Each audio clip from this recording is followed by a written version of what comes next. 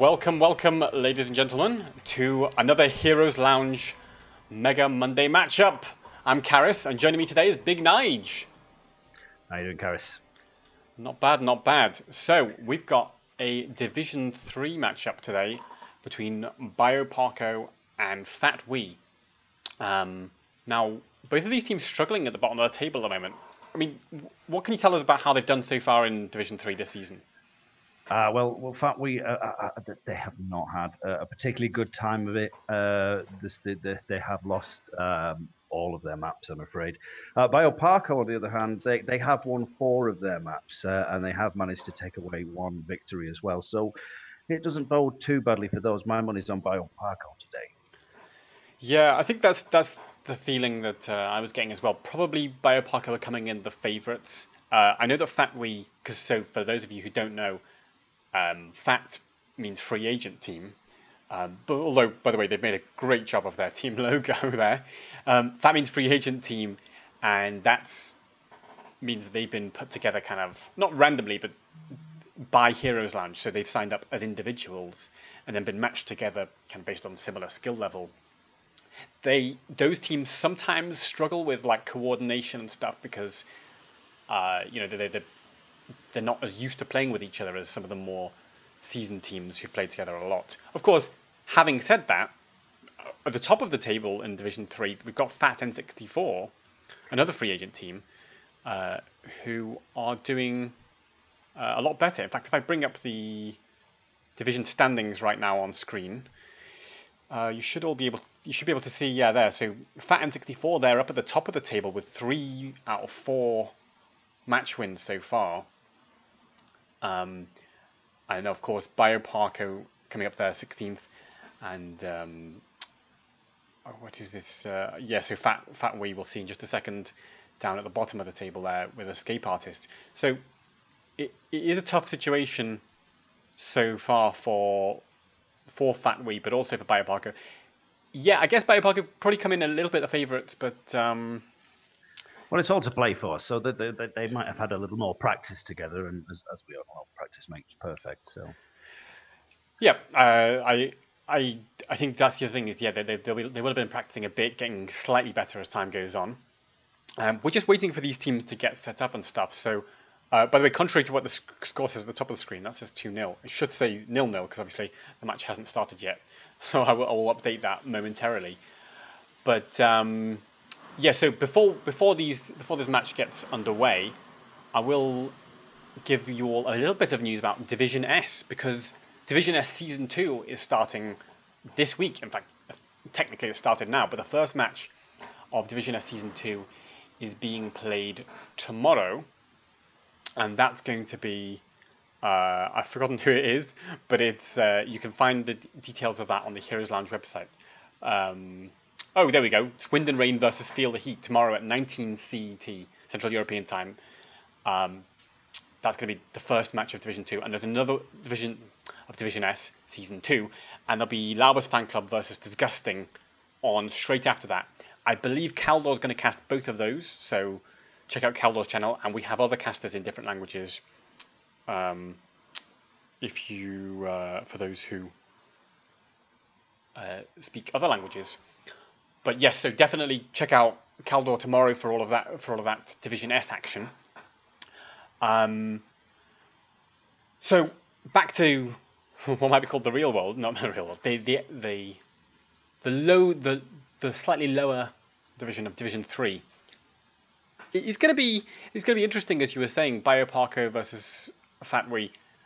I believe Fat Wee are playing with a substitute player here, so that's also, that might affect their coordination even Possibly. more. Yeah, possibly. If they don't sort of develop a synergy together quickly, then that's going to prove problematic for them. So the thing is, it can be, yeah, because Division 3 is a division where you really start to see teams being really coordinated and playing very well together, and that, I think, can be difficult, as I say, if you come in as a free agent team. Though we mentioned Fat and 64, they've been doing well, having come together as a free agent team. I've just lost you, Big Nige, because my Discord has disappeared. So bear with us. We will have Big Nige back in just a second. Oh, there we go. Sorry, we had a bit of technical issues where I lost you for a second, but you're back. You're back. Welcome back. Thank you. I have no idea what happened there, but it slightly freaks me out.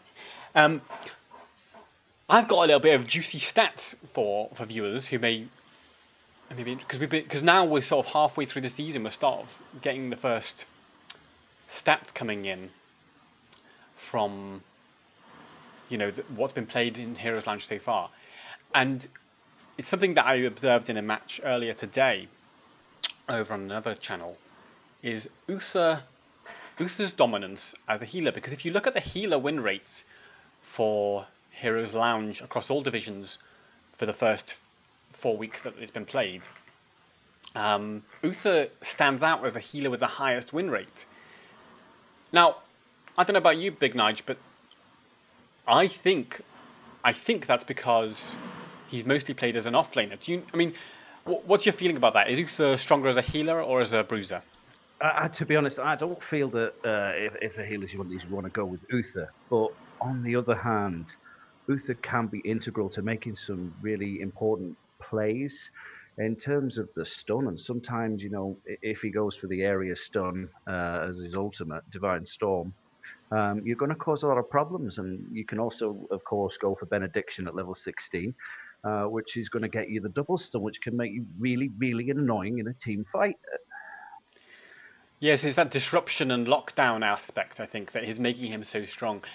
I did actually look at the stats, and I think about 2/3 of those games that Uther's been played in Heroes Lounge has been played with a second healer. So he is being played, I think, more as a bruiser or in like 2 healer comps, let's say, where he can be, like you're saying, more aggressive, get loads of stuns out, and get value there. So I think Uther, with a 59.4% win rate so far in Heroes Lounge this season, definitely a hero to watch out for both today and for the rest of the season. Viewers just saying there's a bit of static on my microphone. I will try to sort that ASAP. But apart from that, I think we're nearly getting ready to go. Sorry. Where are we up to? So, map bans are coming out from both teams. And I will get those up on screen as soon as I have the info. But yeah, it's looking a bit. Oh, sorry. We're just waiting for the map bans here. I haven't seen the stats from these teams on which maps they like to play on, but we do know that globally over all of Heroes Lounge divisions, Infernal Shrines and Volskaya Foundry are the most popular maps. What do you think they're most likely to pick here? In terms of sort of something that they're going to get a lot of value and a lot of wave clear is always vitally important on this map, and also maybe someone who's going to get the camp. So, probably a very solid offlaner is going to be required. I'm not quite sure who they might pick though. Yeah, we'll have to see. It's all been a bit sort of giving things a try. Yeah, of course. I think these teams are going to do their best. We're just trying to fix this microphone issue that I was hearing about. So apologies for the slight distraction.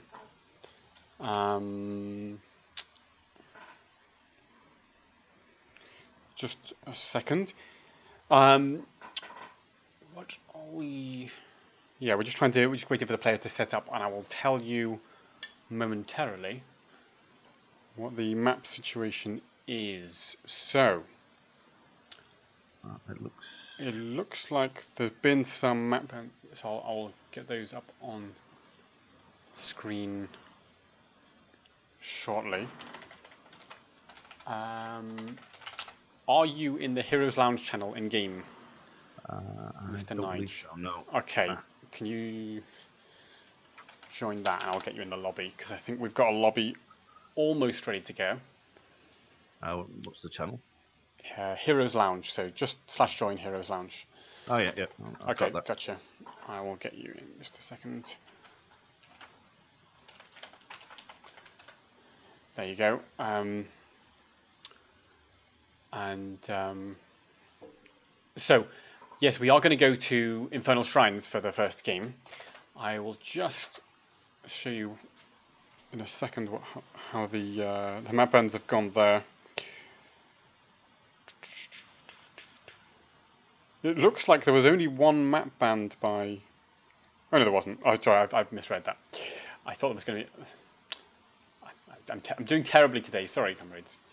I will show you momentarily. But yes, so the blue team has picked Infernal Shrines, which you will now be able to see on screen. There we go. So let's try to see what they're going to do with this. So you were saying about wave clear on Infernal Shrines and the value of that. Yeah, because not only have you got the waves to clear and the camps to clear, but it also gets some value in the central sort of shrines, if you will, getting those minions down. So I wouldn't be surprised to see a Johanna ban or someone else that can kind of equally be strong and get that value. Yeah. Oh, we're going in. That was slightly. We are going into the first game on Infernal Shrines. So, let's get cracking as we go into the first draft on Infernal Shrines. Now, Deathwing, I believe this is a round 4 match. Yes, it is. So Deathwing is playable by these teams. I would expect to see a ban because he can be quite upsetting, sort of on an emotional level, to see him pondering around. Yeah, I think that is Deathwing probably will get banned. I think he's been considered slightly OP. Oriel probably also going to get banned, I suspect. Now, one thing we do know from the stats is that Oriel hasn't been doing so great on win rate since the changes. Really? Okay. Sorry, in Heroes Lounge. Now, there's lots of speculation about why that might be. There is the Oriel ban. There you go. There's the Oriel ban. There's lots of speculation about why that might be, but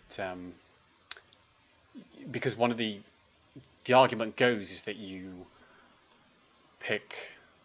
Sorry, what am I saying?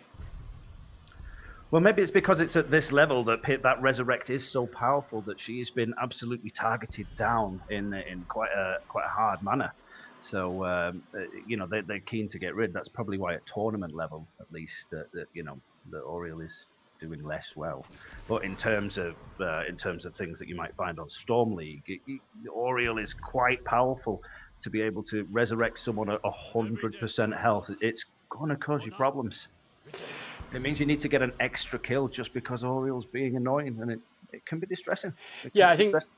Well, exactly. I mean, that resurrect is just so annoying, and I would have liked to see some stats on kind of overall death timers from players. Oh, we've got some stats up on screen there. You see, so win rate 52% from Oriel this season.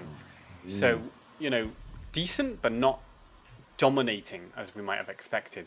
As the Diablo and the Sylvanas are picked up here by Fatwee.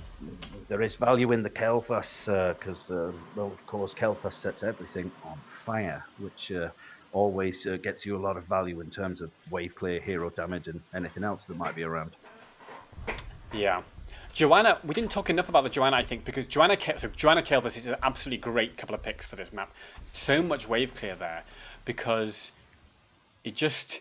Yeah, it's not going to exist for long. I mean, JoJo's got the blind following with the Condemn, as well as Kel'Thas's Flame Strike. It's game over for any particular wave. They're just going to be able to rotate exactly. and throw 2 spells. And in particular, those shrine minions.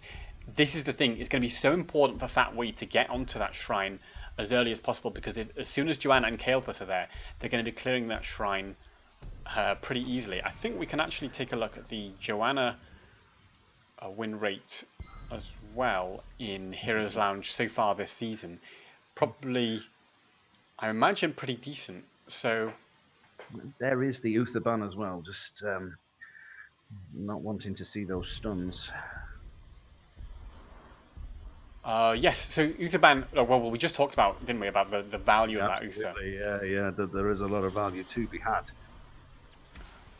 There is the Falstad. So going for the global. Solid. I think not not so surprising. The Lucio, now that is a little bit surprising. You don't see that every day, do you? Not really. No, he's. I've not seen him play for a while at tournament level, but yeah. Then I mean, it can sort of keep you alive, but if too much sort of burst damage, yes, at level 10 he has the shield, um, so it can sort of take a little bit of damage. But if you've got a Diablo crawling all over you, pushing you into walls, giving you stun, what are you really going to be able to do there? I mean, you might be in trouble. Yeah, that's a particular problem for Lucio. Is he likes to run on walls, but Diablo likes to slam people into walls, so that Mhm. could be a real problem for Yeah, where Patons on that Lucio. Anduin has the life grip. He can also pop a light well for a bit more if he needs. And he can either go sort of the light bomb or he can go for the area shield. But he is susceptible to stun from the Imperius that you've got. The Johanna can also Kale Thas can take him out of it. So quite a lot can negate that heroic choice for Anduin. Yeah, and so I think there's a lot of different ideas here. I think looking for me though, this is the real battle of Shrine Clear, as obviously you've got the Joanna Kael'thas on the one hand who are going to absolutely clear that shrine so fast, but on the other hand, you've got the Sonya, the Hanzo, and the Sylvanas. They're also pretty decent at clearing the shrine, and also on fighting on it. Don't forget, it's not just about how you clear it; it's about how Mm. you fight on it. Tough draft to call, I have to say. But who's your money on so far? Uh, I think I'm going to have to. I'm not sure actually. I don't know if we have got what it takes to pull it off. We'll see. We'll see. Yeah, I think if you were just looking at drafts, I'd have to say, just lean slightly in favour of BioParco for me for that. But of course, everything comes down to execution as we go into number one in this best of three series. On the left, in blue, we have BioParco with Bauna on Johanna, Hyperloris on Kael'thas, Lonza on Falstad, Patons on that Lucio, and Clank on Imperius. Who's in the red corner? Big Nige. Diablo, we've got played by Dooney, Penguins on Anduin, Zavos is on Hanzo, Gaelic is on Sylvanas, and Murgle on the Sonya. And already there's been a pause, just despite us. So we'll just go back to our faces for a second. I'm wondering what they've paused for. I didn't see any disconnects, but I'm sure we'll find out in just a second. Been a slight bit of technical issues so far, partly on my end, and partly on the players so far this game. But we are going, I think, back in the game as the game kicks off. Right, level 1 talents are in. Lucio going for that party mix, the stacking on level 1 here. So just trying to stack that up as much as possible because the more people are around him, the faster it stacks. What do you notice in these talents so far here from these teams? Well, Lucio, pretty standard pick. Talent level 1. I'm quite a big fan of the Hold Your Ground from the Joe. Kel'Thas has not gone Convection, thankfully, because that is an absolute nightmare to stack. But it's quite interesting to see the Sylvanas has actually gone for the quest, so she's expecting quite a bit more player versus player action today.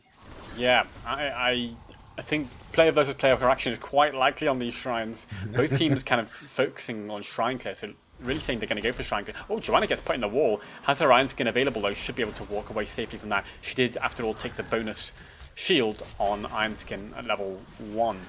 That's going to be vital to saving her later on down the line to a few of these stun combos that are going to come. Yeah, absolutely. Roots onto Falstad. So both teams playing a bit cautiously so far. The top lane, by the way, nothing too remarkable just now as Sonya and Imperius trading blows.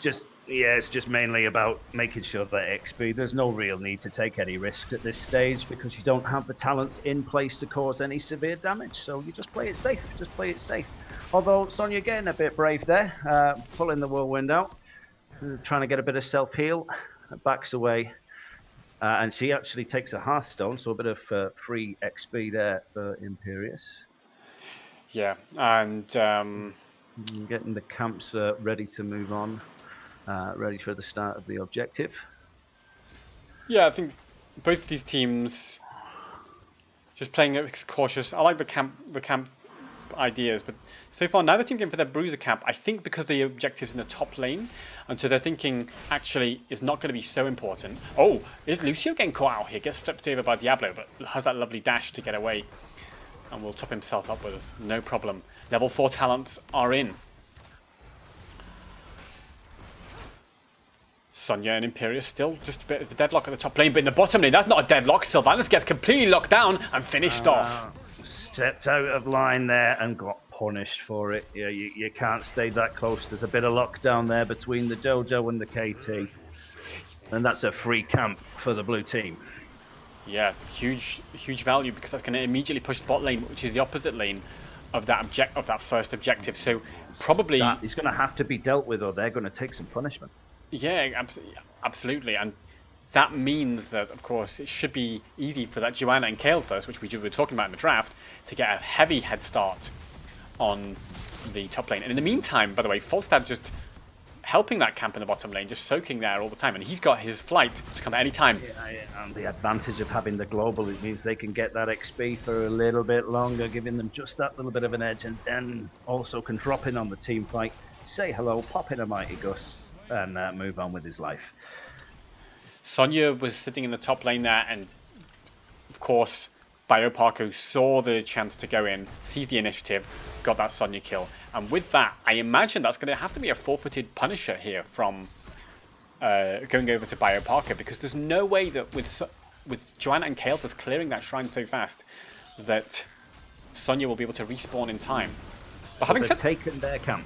So yeah, they might be going in for another try here, but I wonder if I've spoken too soon. Maybe BioParco haven't done this shrine fast enough. Sonya has gone to bot lane though, going for the soak instead of going for this shrine. Well, the first one isn't exactly so powerful, so it is important that they do get the value from all the lanes because XP at this stage is a little bit more important, I would say.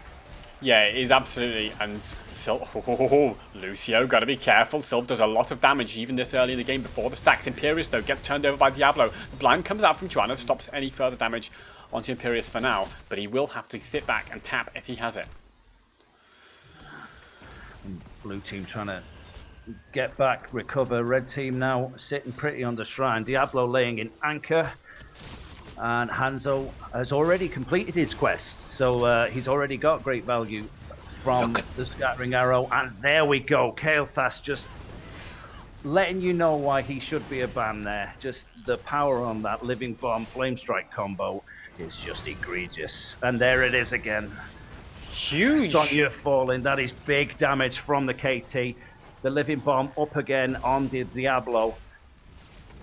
Absolutely huge plays from BioParco there, putting the pressure. I mean, it doesn't look like on paper they have such great single target lockdown, at least until level 10, because Joanna's stun is very short duration, but they don't even need, because there's burst damage they're putting out, just completely destroyed Hanzo in that last fight. Yeah, and with that, BioParco pushing on. Absolutely. In the meantime, Falstad flew down to the lane and tried to clear that, get a bit of XP. Sonya also going to join him. Punisher goes down. It did get a little bit of value. The front wall is almost gone, and there's a little bit of fort damage as well. Yeah, I think they're not on the side of Fat Wade. They're probably not too worried about that little bit of damage onto the structures. They're more worried about the XP deficit, which is why they're forcing a fight now. Pre-10. Look at this clumping here. Diablo goes in, wants to make something happen. The camp, is this the big camp invade? Joanna trying to hold the point, but there's so much there. There's a lot of damage going out. There's the pull, and Sonya goes down as well. That is a successful camp steal. and that'll also probably inflict a little bit of wall damage as they go to work now. Sylvanas, though, minimal mana, so needs to respond with a Black Arrow trait, whilst the rest of the team just polish up the lane. Imperious head into the top lane to gather that XP there. Jojo perfectly getting the rest of the XP as they've got nearly a 2-level lead on the red team. Yeah, if you take a look at these XP numbers, it's just huge disadvantage. Now 7,000 XP lead for BioParco, and most of that is from Falstad soaking. To be honest, like he soaked 5.2k on his own, but also those hero kills have really contributed as well. As Joanna goes in and wants to put a bit of pressure before 10.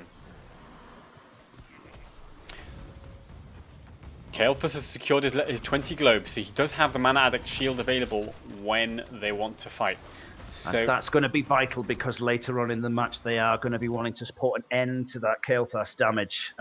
Diablo going for the APOC because they want that stun, of course. Hanzo as well going for the Dragon Arrow because they want a lockdown here.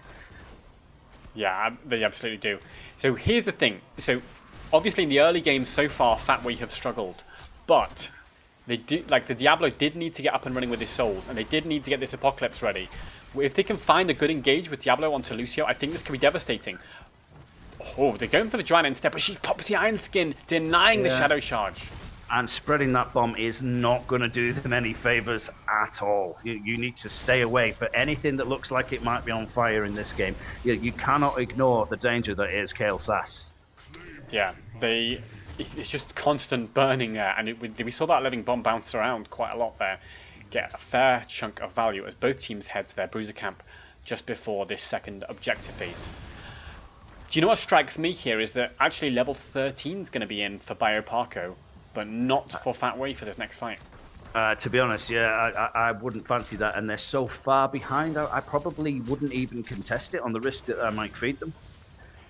Yeah, so you think they should just go and soak this? Yeah, just soak it. They've got a camp pushing. Get rid of Falstad if they can. Get the rest of the XP. But if they're really going to lose heroes because Jojo's gone for the Blessed Shield, which, you know, it can be a deadly engage.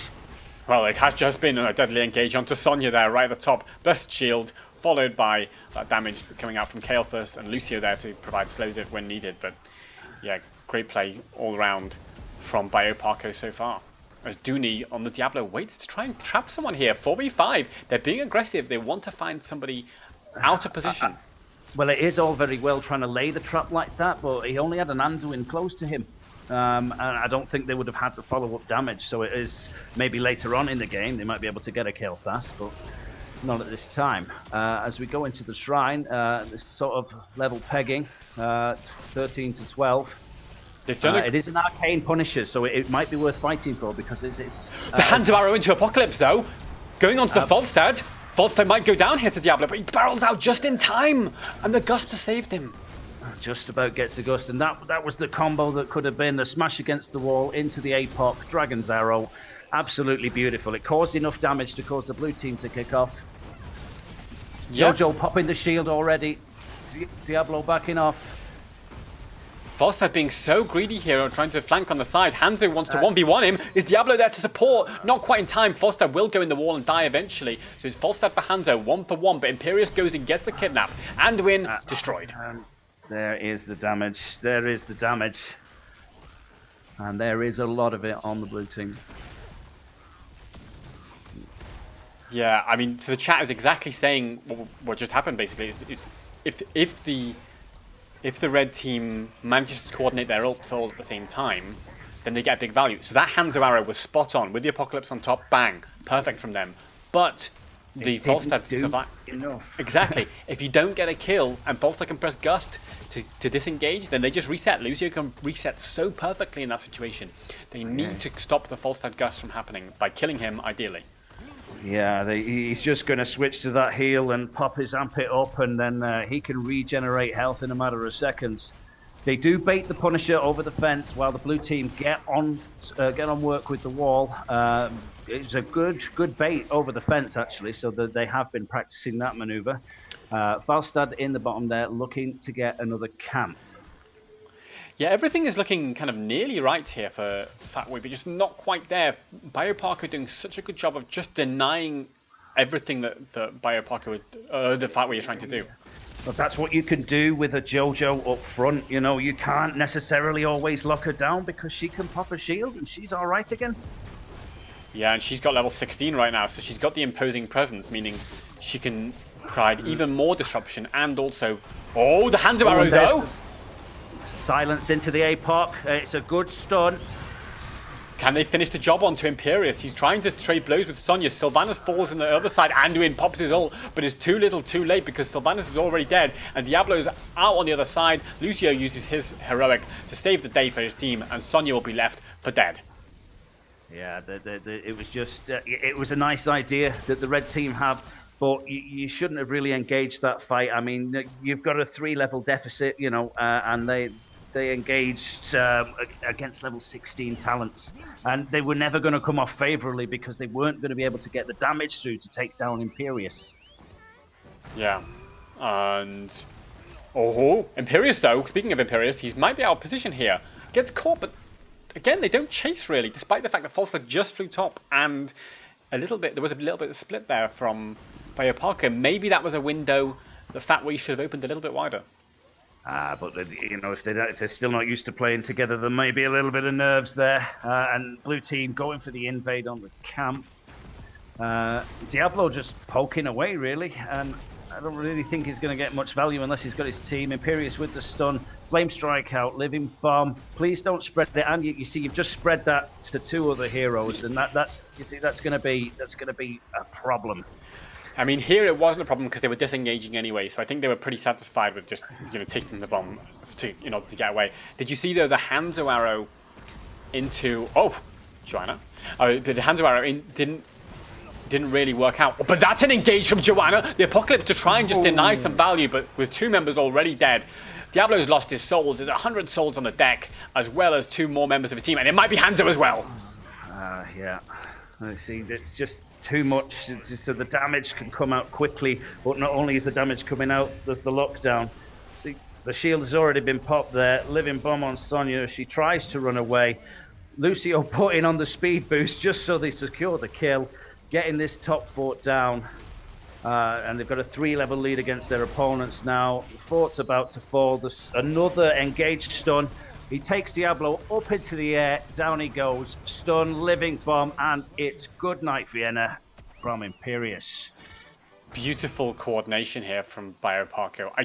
I'm suddenly like terrified. Like, how are these guys not doing better in Division 3? Like, their engages look so sharp, BioParco here. Like the Joanna engage at the top before that keep, so spot on with the Blessed Shield, and of course the Kael'thas damage to follow, and the Imperius diving in as well.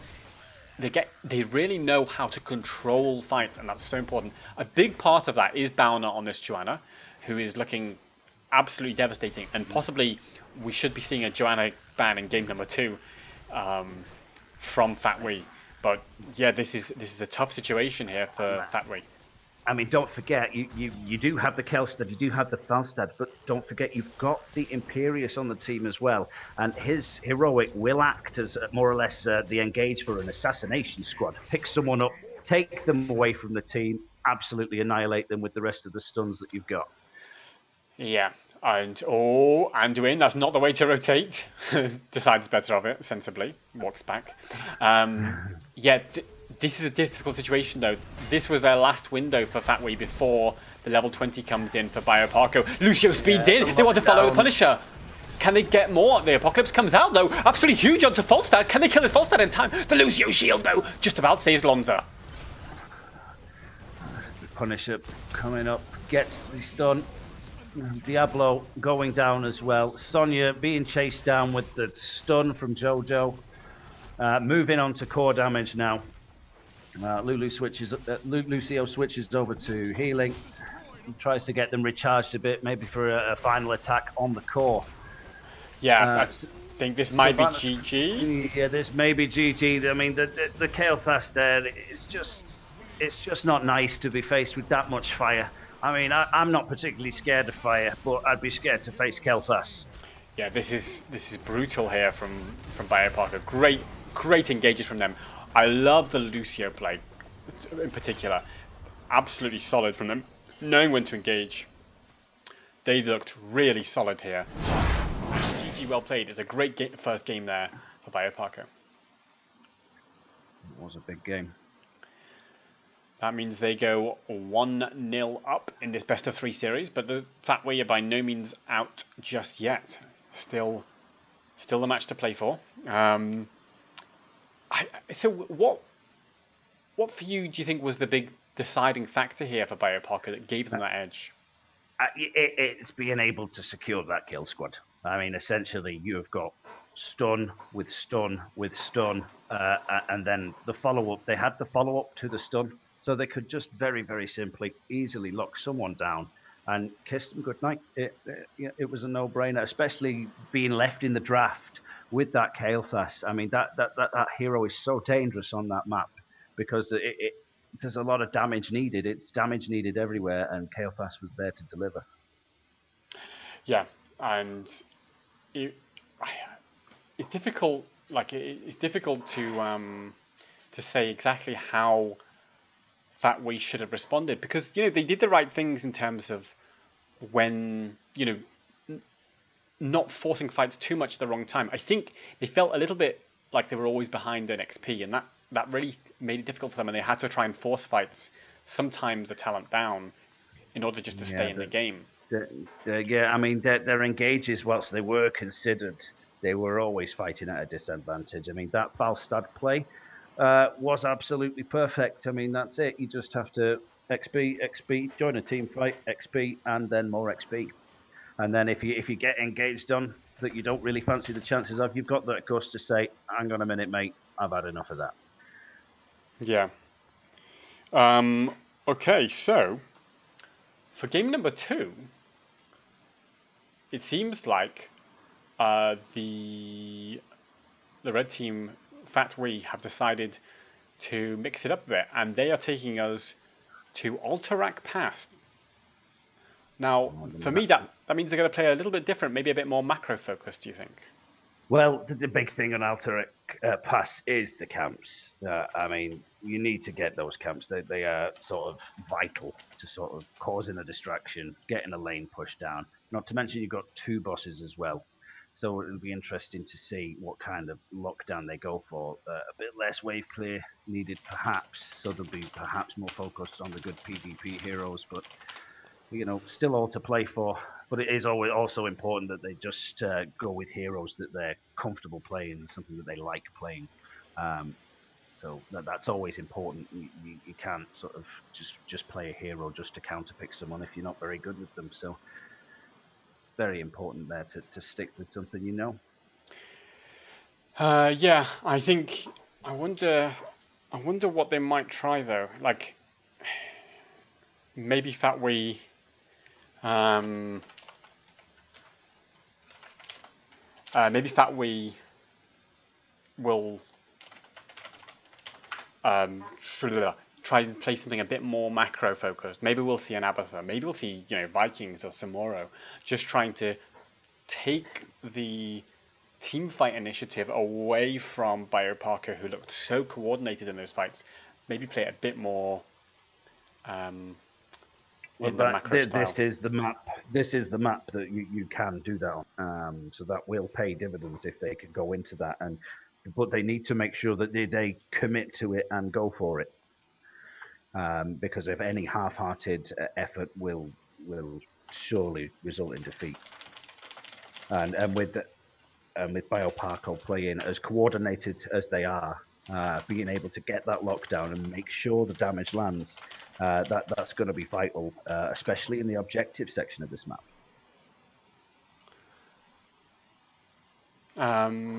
Yes, I think so.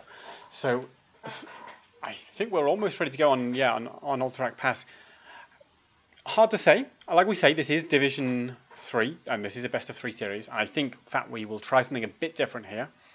And now I believe we're ready to go. Yeah, they may as well try something different. What happened in the last match? It was coordinated and calculated. They had put some effort into it. but they just weren't able to get the speed of the rotations to get enough XP. So they are going to need some more macro play on this map. Yeah. The Falstad, because we didn't talk enough about the Falstad in game number 1. Like, yes, the Kael'thas was doing the damage. Falstad provided a lot of kind of soak and just map presence from BioParco in that game number 1. Yeah, So. I was disappointed though to not see the wingman at level 1, because that would have made the camp so much easier. Although, to be honest, once you get to a certain level with Falstad, you do kind of melt camps anyway. We are going into the draft. Okay, so I'm expecting similar bans to start off with, I guess, just because, you know, meta bans, let's say. Yeah. But after that, you know, yeah, anything could happen, really, couldn't it? See who the first ban is for the blue team. And we've got an Oriole ban. They do not want to see that resurrect at all. I think it's just too powerful. Yeah, makes sense. And I guess Deathwing will probably come out as a ban shortly as well. Question mark.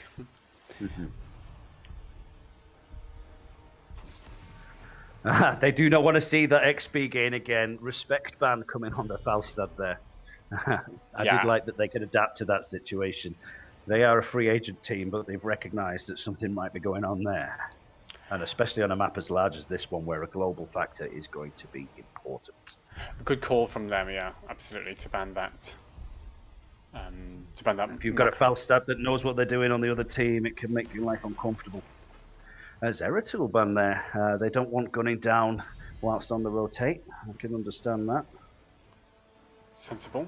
And I might have been a target ban, because you don't see Zeratul's getting banned so much at the early stage at the moment, so it could have been target if they've seen any of those high level players on the side of that we play Zeratul. As Hanzo gets banned. That is interesting. I mean, he does offer quite a bit of damage. Oh, and there is the Deathwing pick. That's going to be big. Okay, I mean, if you allow Deathwing, you better have an answer. I'm assuming they do. The red team going for the Lucio. How are they going to chunk away at Deathwing? They've gone for the Sylvanas again. So, yeah, I mean, it's slightly interesting to pick up that Lucio early. Like, again, we don't really see Lucio prioritized so early. Well, yeah, maybe they're trying to hide something else that they've got in mind. Because that is just, you know, maybe they want to hide their tank choice, or... Well, there's the Jojo pick. And there's the Kael'thas pick. That's going to be upsetting. That's going to be upsetting. Yeah. With the Deathwing as well, that is going to cause emotional distress. As you would say, that's a lot of fire. Yeah, that too much fire. That somebody should really have a word with the blue team. There is no need for that much. Come on, guys. They're a fire starter, a twisted fire starter. Okay, come on. You know, with what's happening with global warming and stuff, there's no need, mate. No need. Bad call.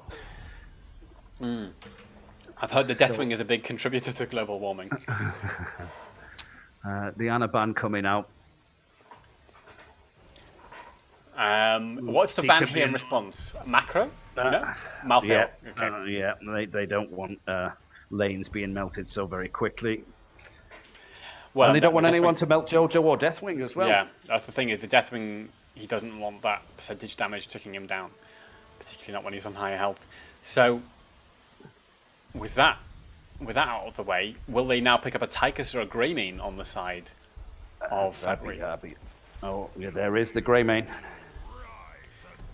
Now, is that enough on its own in terms of percentage damage? I suspect it's probably decent. You see, I wouldn't have said so with how the plays are. So I would have suggested they needed the Tychus there. Well, don't forget they've also got the Sylph there, and they still need to draft a kind of a comp that actually works. The last pick from Murgle might well be a Lyric, by the way. But this is a place where you could potentially pick the Lyric just to deny it. I think that'll be a bit extreme here for BioParco. Oh dear. For that Uther. Oh dear, that's an Uther pick. That's going to be problematic. Those engages from the Diablo are going to get interfered with. Ragnaros, though, get that wave clear. That's the strat. Yeah, so that's the macro. They just, yeah, they're focusing on global, on macro. They're not really thinking about having team fights too Yeah, much here. yeah, that is not. Whereas the blue team have gone, let's kick some ass and chew some bubblegum. They have really gone for that. That's going to be unpleasant to run into that rotation at any given point. Yeah. So a good draft from both teams here. I like the Ragnaros idea on Alterac Pass. You can get so much soak value with the lava wave, and you've got the molten core to defend against the objective. So great pickup there on the side of that Wii. And they've got the Greymane and the Sylve to pressure Deathwing a bit. Uther. So here's the thing. So we were just talking about Uther having the highest win rate of any healer in Heroes Lounge so far this season. We were saying maybe that's more as a bruiser, but I think it's decent win rate even as a solo healer. So, and of course, Deathwing isn't worried about getting a healer. Well, exactly. The Uther need in this particular lineup. They need to heal less because they've got one player that can't actually necessitate a heal. So maybe it'll work. Maybe it will indeed. As we go into game number 2 in this best of 3 series. And on the left, in blue, it's Bauna on Joanna. It's Hyperloris on Kael'thas again. It's Lonza on Reyna. It's Patons on Uther. And in the sky on Deathwing, it's Clank. And they are BioParco. And Fat We are represented by Dooney on Diablo, Penguin on Lucio, Zavos on Greymane, Gaelic on Sylvanas, and Murgle on the Ragnaros. Getting into the middle, all bunching up, ready to start the match, eagerly anticipating each other, just like a lavish pudding. So, Joanna not going for the Iron Skin this time, going instead for the Laws of Hope and trying to get more sustain. There is a little bit more burst coming out, so that might be important later on down the line. Yeah, I think Joanna's theory there, if I can guess it, is that they're going to play slower. They have to deal with the Ragnaros split push as well, and also, if when they do play slow, Uther's not got the sustain heals, so Joanna needs to give herself a bit more sustain. But he does have the burst protection, so that's probably the idea there. Ragnaros going for E build rather than maybe Q, which you might have thought going in for that percent damage at level 16. He can still, of course, go for that percentage damage later on the Q. Doesn't need the Q talent at level 1 for that. But if you were going a full Q build, that would be, there you go. Quite curious about the Sylvanas build, going for the quest on the dagger. Perhaps maybe I would have gone for a more Q build if I was going for the camps alone, but maybe she does need to offer a little more in the team fights because they've got the Ragnaros clearing the lanes. I guess, yeah. Also, the idea maybe for the stacks may be that they're going up against Joanna Deathwing, and their Joanna Deathwing are going to both be standing in range of Sylvanas a lot, taking a lot of kind of poke, and in that case, Sylvanas is thinking she'll probably be able to stack fairly easily. So that might be the philosophy there behind that. Both teams get their camp at the 1 minute mark and get those rolling down the mid lane. Kael'thas doing a bit more wave clear than a Greymane and a Lucio can. So, difficult situation perhaps, but not too difficult. Oh, Diablo wants to find the Reyna there. He's not got many souls, so he has to be a bit cautious. We'll sit back though for now. Dooney safe and sound. Just 29 souls under Diablo. Jojo and Sylvanas going toe-to-toe in the bottom lane. Whilst Deathwing is just sitting pretty at the top, setting everything on fire. But luckily, he is against a Fire Lord, so he's got good company. It's just a fiery match, really, for the cold winter setting. A fiery match here in Division 3 indeed, as Greymane has to just step back a little bit, not take too much chunking from Lonza and Hyperloris, who want to put that pressure. And immediately both teams going to their camp. Greymane, I think, thought the camp was up already, but it's not for another 8 seconds. And Reyna rotated up to gank Ragnaros, which I missed out. Sorry, viewers, there. I missed that rag gank by Reyna there. But both teams going for their siege camp. There's Kael'thas and Uther on the left, and Greymane and Lucio on the right. and they will get those camps rolling again just before they start this objective. Well, Sylvanas is banking that experience in the bottom lane, has a little sniff, see what the blue team are up to, and finds confronted by a Jojo and a Jimmy Rayner with a big weapon. Uther and Kel'Thas clearing off the camp on the left-hand side. Greymane coming through the middle just to clear up the XP there. Diablo looking to start and engage, although there's no real need to start one if you're on your own, pal.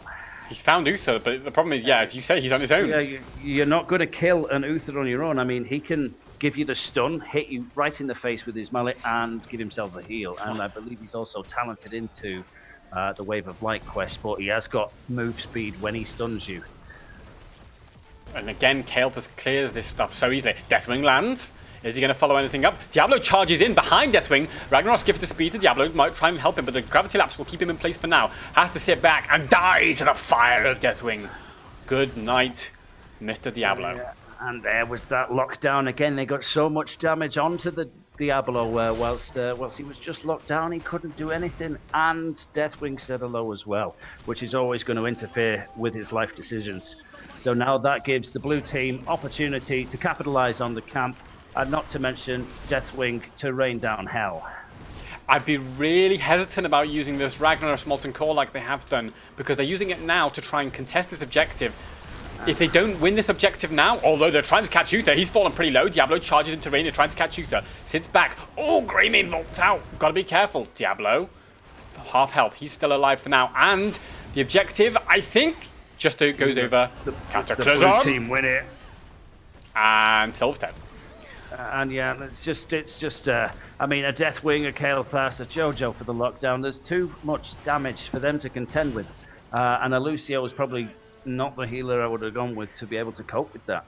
And this is where that Molten Core gamble that Ragnaros did backfires, because if he hadn't used it to try and contest this objective, he would have it to defend the objective, which would have easily cleaned up in the mid lane safely enough. And now he's got a better choice, and now he's got to do it manually on his own. That's going to be a problem, especially because he's got Deathwing for company as well. Whilst he does this, he could have popped right into that tower and with his Molten Core ability and had a much better time than he's having now. He must be having an absolutely miserable day. I think the red team are thinking about engaging pre-10. They want to try and force. No, they decide the better of it and decide let the enemy get level 10. And clear the lanes, get themselves some soak. They're not out of this game yet. You don't want to pop into a level 10 though mid-fight, because you could lose a lot there. The Twitch chat speculating there's a lack of coordination maybe between Diablo and the rest of the team.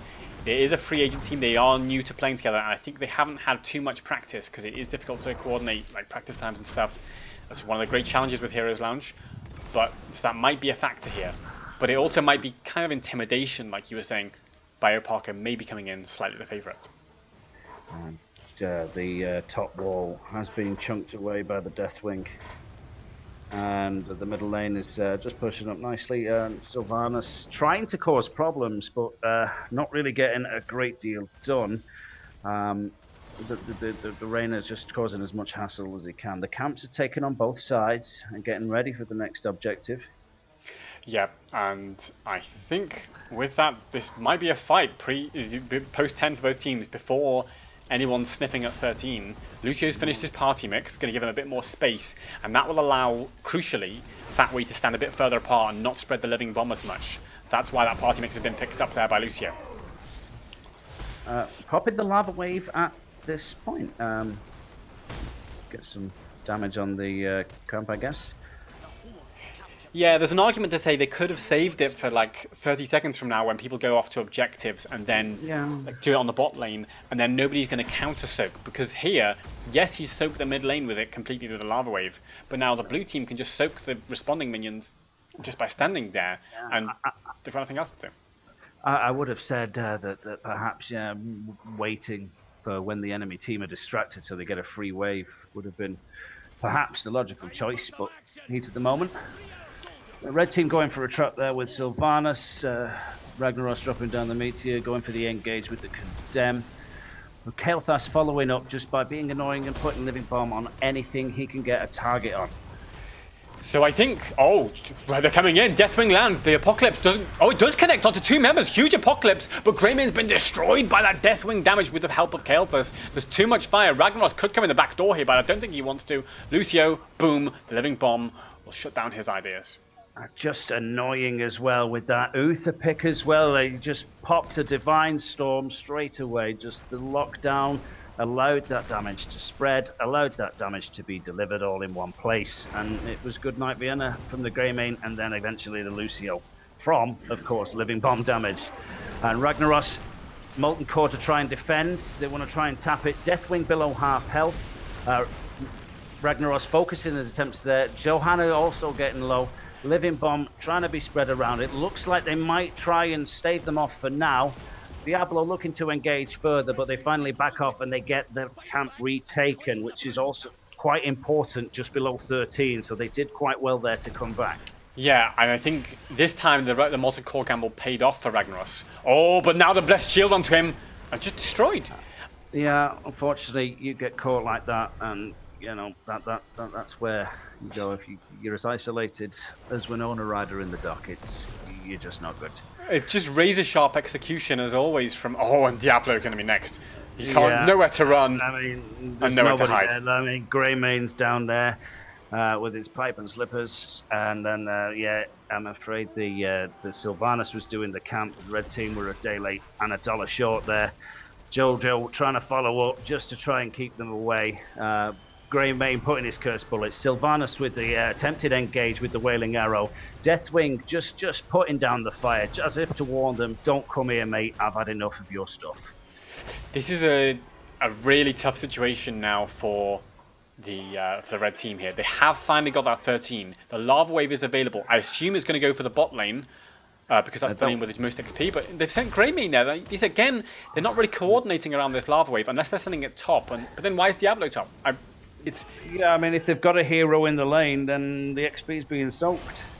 Yeah, so it seems like they're not really ready to use that Lava Wave. They're not playing around it maybe in the way that we were expecting. And I think, of course, it's BioParco making it very difficult for them to do that. But okay, Lava Wave is ready for bot lane now. Molten Core isn't back just yet. But they've sent it mid. Again.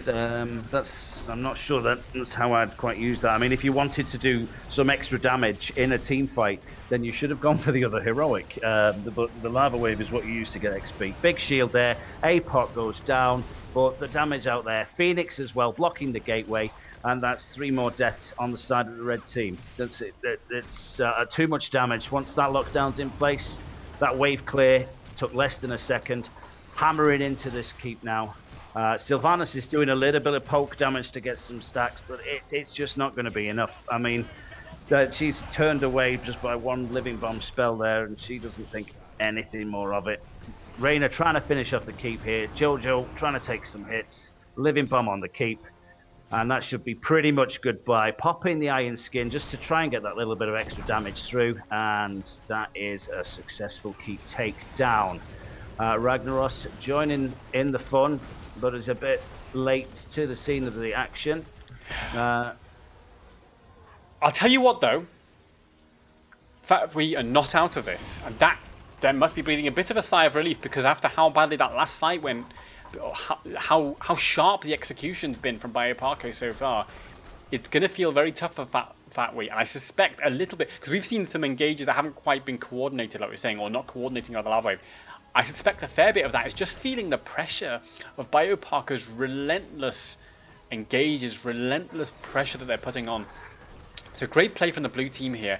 Now they're going to go and secure that boss, and it's going to roll towards that keep, but it should be defendable. Well, it could be defendable. I mean, it's 12 minutes in, so it's not going to hit as hard as level 21. But what you're saying with the blue team being relentless in their onslaught, they're piling on the macro pressure here because they had the opportunity to get a boss. If Rag gets caught here, this might be a disaster.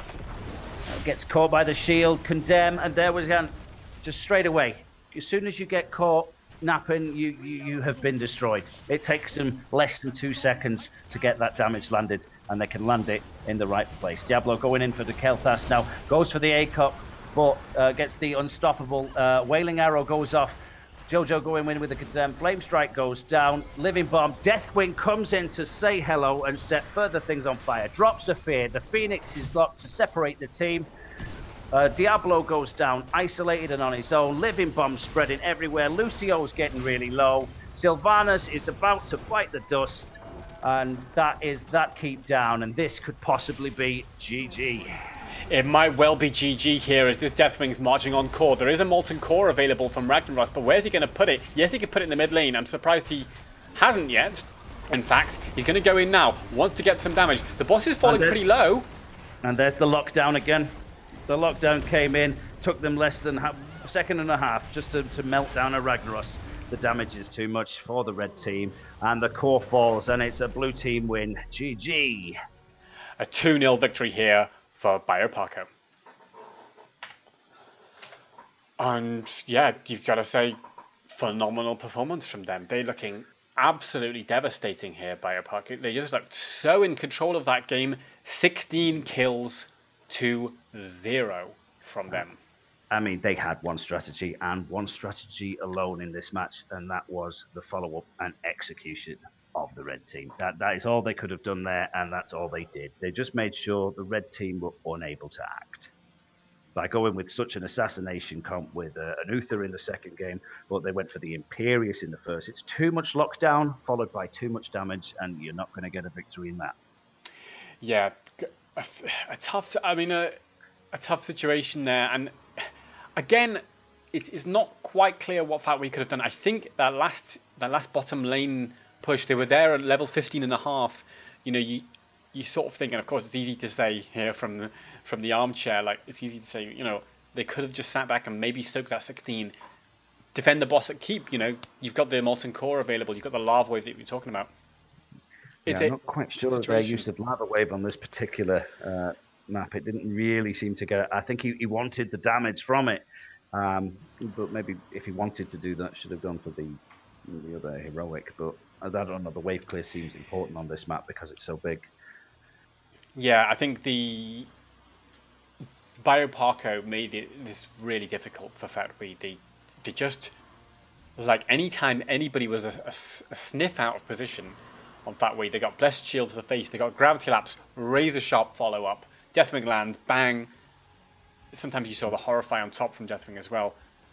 Beautiful. If he landed in that position, yeah, there was nothing more that they could have done. They just got locked down and destroyed. It's pretty simple, and if that's what happens in a game, then it's a pretty clean win. Well, yeah, with that does secure a 2-0 victory for BioParco. That'll see them climbing a bit more in those Division 3 standings.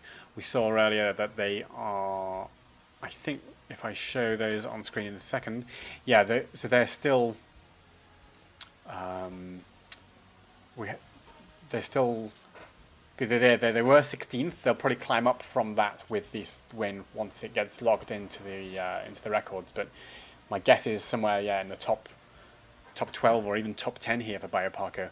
Fatwi, on the other hand, still struggling there at the bottom of the table. Difficult for them to get a win, and I know it can be demoralising, and I know some teams do struggle with that, because once you lose a couple of games, people don't necessarily want to turn up, and then well, it's difficult to practice. Demoralized. You just you just see it as a learning experience. I mean, it's a free agent team, like you said, so they might as well just get the tournament feel, and maybe next season they'll be able to get into like a proper team, and where they'll get some real practice together, because it takes a lot of hours of practice executing the execution in terms of, get landing the Blessed Shield, follow it up with the Gravity Lapse, get the Condemn down, but making sure you've got the damage at all time. That takes a lot of coordination and a lot of practice. So definitely I would suggest it is learn from it, learn that they could be locked down like that, and then get the practice in to see if they can counter it. Yeah, it's the biggest thing we always say in Heroes Lounge is practice, practice, practice is everything. Practice as a team. And I think what we saw here from Fatwi is players who were good individually, but they weren't quite clicking together, and they just need more practice as a team to get that. But the other thing is, of course, everybody looks weaker when they're against a strong opponent. Obviously, BioParco here played really well, and yes, Fatway are at the bottom of Division 3 right now, but somebody has to be at the bottom of Division 3. Some team, and that's just kind of the division structure. And that's just how it is. And obviously, that doesn't mean that they can't succeed as a team. They just need to practice a bit, maybe work on things they've seen here. But good luck to Fatway for the rest of the season.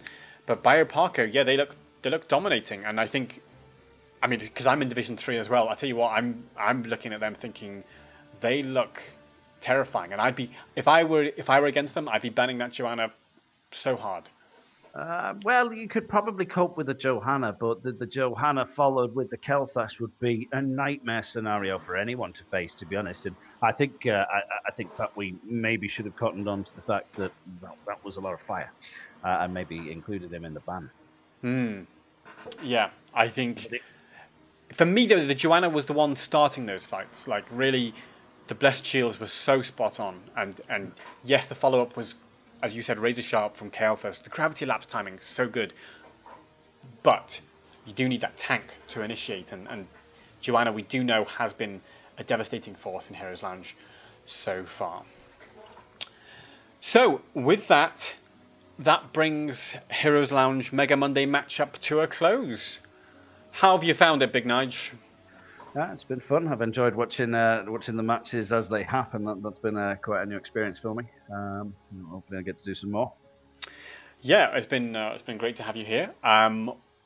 We'll, not us two personally, but the show Heroes Lounge Mega Monday matchup will be back here on this channel next Monday at roughly the same time. Sometimes 8 CET, sometimes 9 in the evening. But follow the channel somewhere up there, and you will get notifications, of course, when we go live. And there's always other Heroes Lounge matches going on. heroeslounge.gg/calendar to get a full list of upcoming matches and casts. Division S starts this week with tomorrow we have Wind and Rain versus who is it versus? Wind and Rain versus somebody starting tomorrow. Wind and Rain versus Feel the Heat, that's the one. Starting tomorrow at 7 CET over on Caldor's channel, and other language casters are available as well. And that'll be followed up by I could get this wrong. I think Labus Fan Club versus Disgusting. So definitely tune in to Division S tomorrow, and there's more Division S NA starting on Thursday. If you want all the info on that, go to the heroeslounge.gg website or join the Discord. But from us for this evening, that's all we've got time for. So thank you, Big Nige, for joining me. Thank you for having me. And yeah, we'll be back next week with another Heroes Lounge Mega Monday matchup. Goodbye. Bye now.